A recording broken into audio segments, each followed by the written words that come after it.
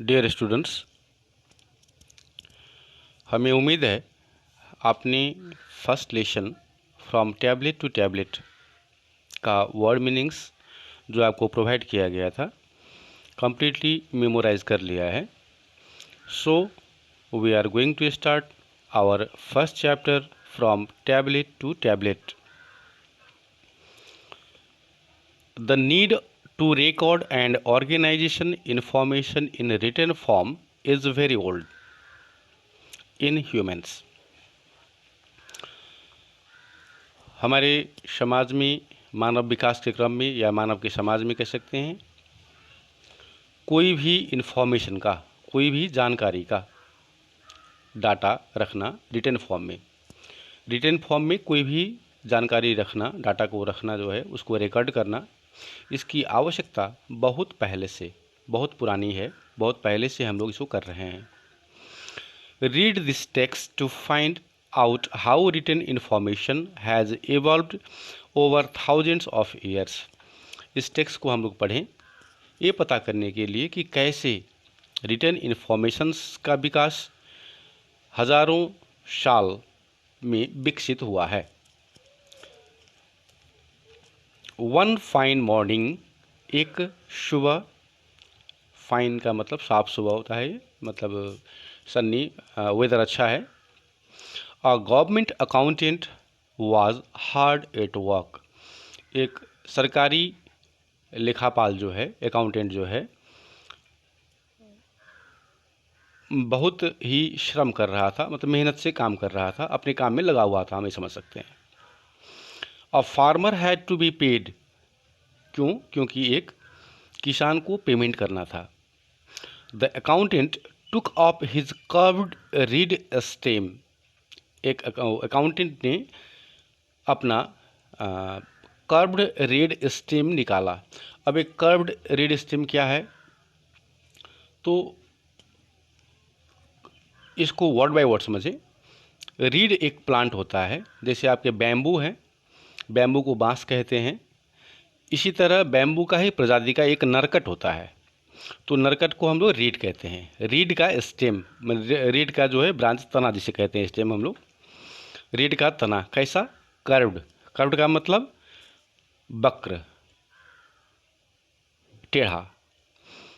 तो उसने अपना एक कर्व्ड रीड स्टेम, नरकट का तना जो वक्र है, उसको निकाला और एक wedge shaped mark on a 9 centimetre piece of a moist clay. और मॉइस्ट क्ले का मतलब हो गया गीली मिट्टी। गीली मिट्टी में उसने 9 सेंटीमीटर का, गीली मिट्टी है उसमें वेज शेप्ड, वेज मतलब फना कहते हैं इसको, फन्नी, फन्नी समझो, फना नहीं, फन्नी। ये ऊपर लगभग ट्रायंगुलर होती है और नीचे जो है पतला होता है, ऊपर मोटा होता है, जिसका यूज़ हम लोग लकड़ी काटने के रूप में किया जाता में भी करते हैं कि कोई फंसे नहीं। जैसे लकड़ी को चिरान में चीरते हैं हम लोग आरा से, तो वहाँ पे कुछ देर चीरने के बाद अगर काम रोकना हो तो उस तरह का शेप का लकड़ी का ही बना के रख देते हैं, जिसे हम लोग वेज कहते हैं। उसी आकार का जो है एक वैसा ही निशान बनाया मॉइस्ट क्ले में, गीली मिट्टी में।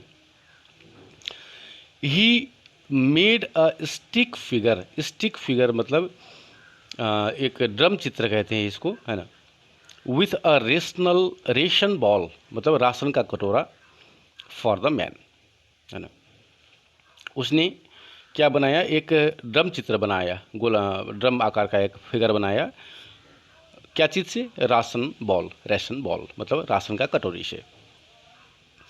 देन ही मेड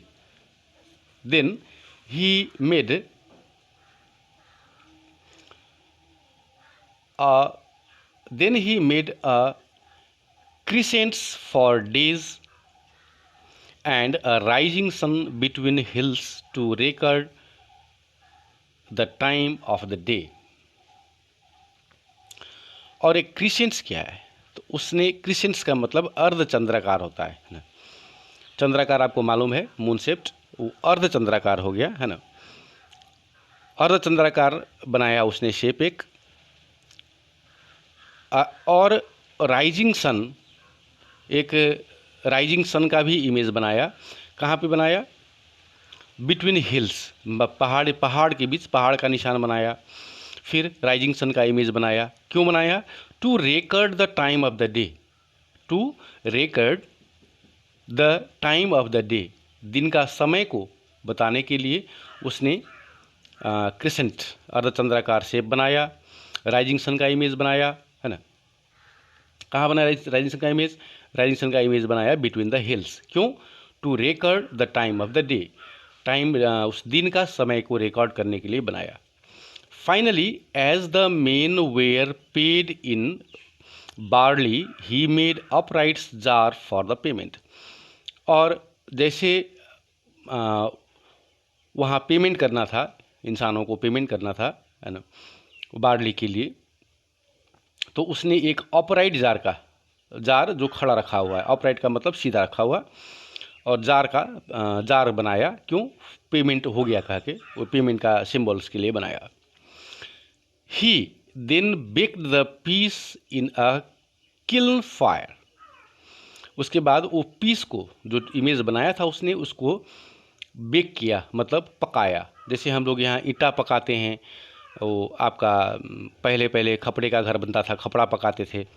अभी ईंटा जो है भट्टी में, भट्ठा में, ईंटा का भट्ठा में पकाते हैं, उसी तरह उसने पकाया। क्या चीज़ में? किल्न फायर में। किल्न एक भट्ठा, फिर का मतलब भट्ठा हो गया है, जहाँ पे मिट्टी को पकाते हैं।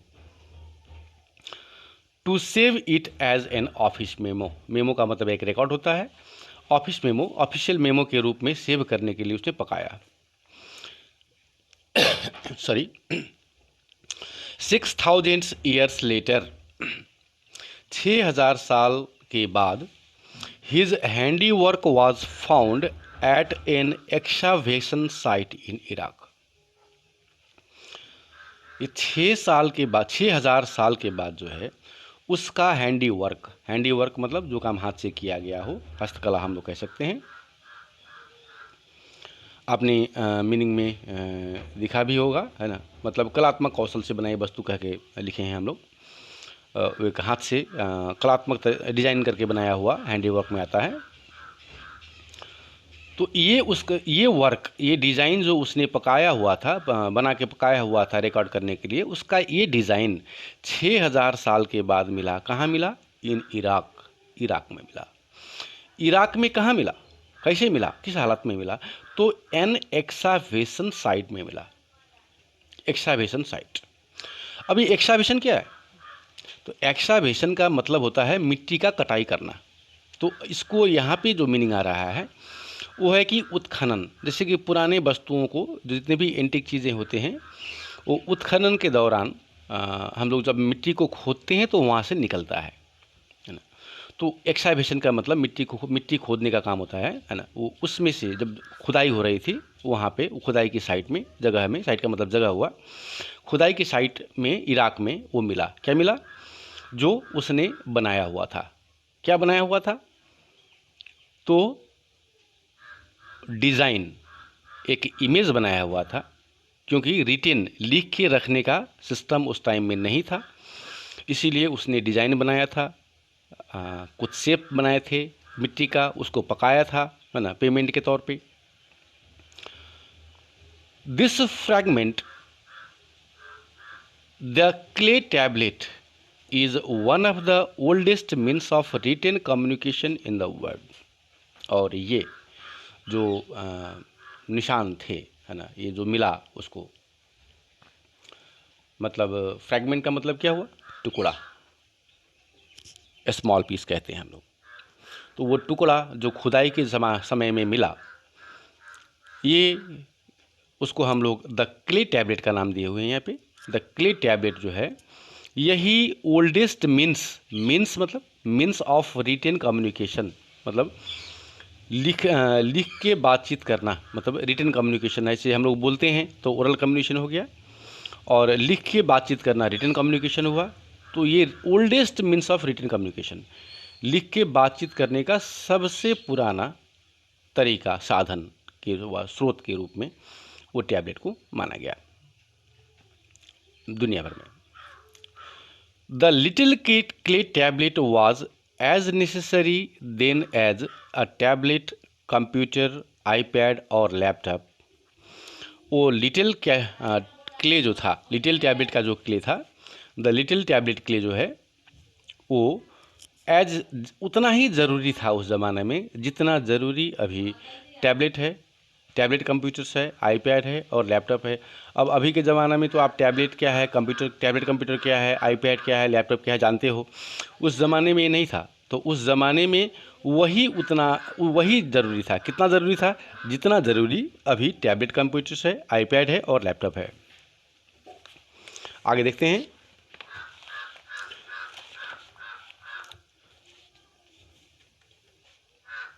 Writing has come full circle form from tablet to tablet.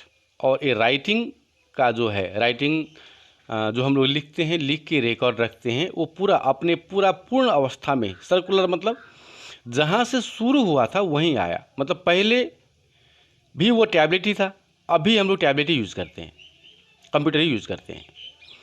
Written form का मीन्स वो भी वही फर्स्ट फॉर्म हुआ, और अभी भी जो रिटन फॉर्म में हम लोग रिकॉर्ड करके रखते हैं टैबलेट में, कंप्यूटर में। Now we have database in the computer and applications that organize and record the data। अब हमारे पास डाटा कहाँ है? डाटाबेस हमारे पास कहाँ है? कंप्यूटर में है या वो एप्लीकेशन में है जहाँ हम लोग डाटा को ऑर्गेनाइज करके रखते हैं, डाटा को रिकॉर्ड करके रखते हैं। तो वो एप्लीकेशंस का मतलब अब ईमेल में हो सकता है रखा हुआ, है ना, या हार्ड डिस्क में सेव करके रखा हुआ कंप्यूटर में ही आ गया। और मेमोरी कार्ड, मेमोरी चिप वगैरह बहुत जितने भी हैं रिकॉर्डिंग मीन्स जो हैं चिप जो हैं वो डाटा फॉर्म में आ गया। उसको जो है डाटाबेस रिकॉर्ड करने का तरीका के रूप में आजकल हम लोग जानते हैं। They have replaced the ancient accountant system. It has been an exciting journey of human inquiry and invention। अब ये इसको देखिए कि ये अभी जो डाटाबेस रखने का जो चलन है कंप्यूटर में या ऑनलाइन कुछ भी है, वो उसने क्या किया है, एंशिएंट मतलब प्राचीन अकाउंटेंट सिस्टम, प्राचीन अकाउंटेंट का जो सिस्टम है, या हम लोग इसको अकाउंटिंग सिस्टम भी कह सकते हैं, उसको रिप्लेस कर दिया, बदल दिया है, उसको हटा दिया है। अब पहले की तरह कोई चीज़ बना के उसको रिकॉर्ड करने का सिस्टम नहीं है। अब क्या है, हम लोग डाटा को रिकॉर्ड कर लेते हैं अभी डाटा रिकॉर्डर्स में, जैसे कि चिप हुआ, हार्ड ड्राइव वगैरह हुआ, सीडी वगैरह हुआ। और ये जो है ये वहाँ से लेके डाटा रिकॉर्ड करने का सिस्टम में जो बदलाव आया है ना, it has been an exciting journey. ये एक उत्तेजना देने वाला यात्रा है, एक रोमांचक यात्रा कह सकते हैं हम लोग। इंसान का इंक्वायरी, पूछताछ मतलब कहते हैं इंक्वायरी को, और इन्वेंशन आविष्कार के रूप में। ये पहले का जो आविष्कार था उसके तुलना में ये बहुत ही चेंज हो गया है। एक उत्तेजना देने वाला यात्रा है, एक एक्साइटिंग जर्नी है ना। Without written communication the human world could not have existed. Written communication के बगैर जो है इंसानी दुनिया जो है एग्जिस्ट मतलब अस्तित्व में नहीं रह सकती है और नहीं रह सकती थी पहले भी। Aptly the word tablet comes from the ancient Hebrew word table और द वर्ड लिंग्विस्ट्स, टेबल और द वर्ड। ये टैबलेट जो है एप्टली ये कहाँ से आया है? हिब्रू लैंग्वेज से है ये, है ना। यहाँ टेबल कहते हैं उसको, जो जिसका मीनिंग जो है वर्ड या टेबल को सिंबलाइज करती है। ये प्राचीन है हिब्रू लैंग्वेज। लिंग्विस्ट्स मतलब भाषाविद। Also think it came from the Latin tabula meaning board और फ्लैट टेबल। और ये भाषाविद जो हैं ये भी सोचते हैं कि ये जो है लैटिन वर्ड टेबुला जिसका मीनिंग बोर्ड है और फ्लैट टेबल है, टेबल समझिए, है ना, बोर्ड भी समझ सकते हैं, दोनों का मीनिंग वही आता है टेबुला का। हम लोग टेबल TABL टेबल पढ़ते हैं इंग्लिश में, और टेबुला जो है ये लैटिन वर्ड है। ये वहाँ से ओरिजिनेट हुआ है, ये भाषाविद समझते हैं, लिंग्विस्ट समझते हैं। It was in 1984 that we got the term tablet computers for the exciting new cool tool of human communication। और 1984 में ही है हम लोग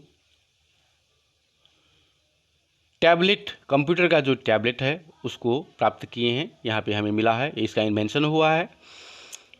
ये ह्यूमन कम्युनिकेशंस का एक्साइटिंग न्यू कूल टूल के रूप में, मतलब आसानी से हम लोग इस्तेमाल कर सकें, फ़नी तरीके से इस्तेमाल करें। इसका विकास जो है 1984 में हुआ है। कितना साल पुराना हो गया? अभी हम लोग कहाँ हैं? 2020 में। ये 1984, इसका मतलब हो गया कि लगभग 26 ईयर्स पहले की बात है, हमें टैबलेट मिली है। Since then tablets have become man's best digital friend।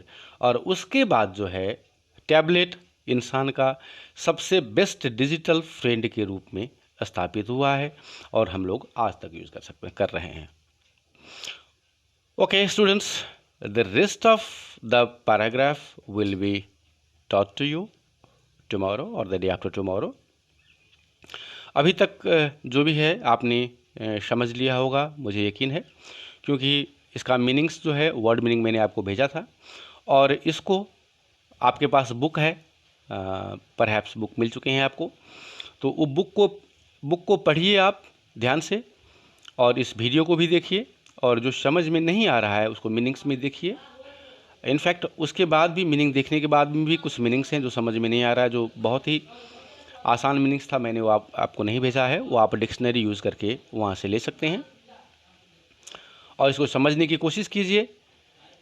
और बाकी है जो इसका बाद में हम लोग करेंगे। Okay, thanks for watching.